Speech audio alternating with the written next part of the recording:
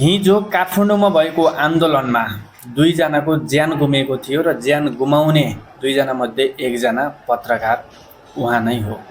अब अहिले सामाजिक सञ्जालमा एकदमै भाइरल भएका छन् भिडियोहरू, एकदमै चर्चा भइरहेको छ। बाहिरबाट यसरी कसैले भिडियो बनाइरहेको छ, भित्र शान्त वातावरण छ, तर पनि उहाँको मृत्यु कसरी सम्भव छ?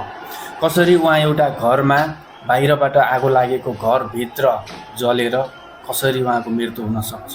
र यसमा चाहिँ कतिपयले आफ्नो टिप्पणी दिएका छन् कि पत्रकारलाई फसाएर अर्थात् भित्र थुनाएर बाहिरबाट मारिएको हो, आगो लगाइएको हो भनिएको छ। र सत्य के हो बाहिर आएको छैन, छानबिन होला। र यो भिडियो क्लिप सामाजिक सञ्जालमा एकदमै भाइरल भएको छ। तपाईले यो क्लिप अन्तिमसम्म हेर्नुहोस् अनि के थाहा पाउनुहुन्छ तपाईको विषयमा, सत्य के हो कमेन्ट गर्नुहोला र यो भिडियो जतिसक्दो सेयर गरिदिनु होला।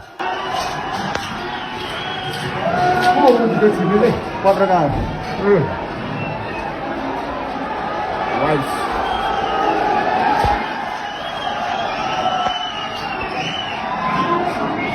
बन्द लागेको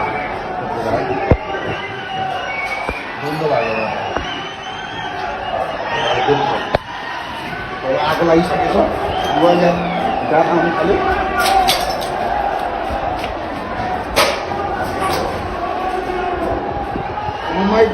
के अरे आफ्नो बढी चाहिन्छ बाबे, यस्तो बनाइदिने अघि आगो लगाएर हेर्नुहोस्।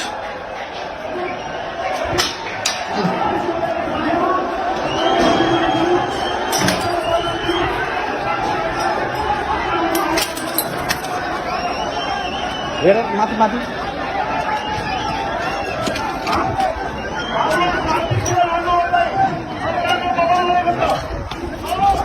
मास कहिले ढुङ्गा लगाएको है।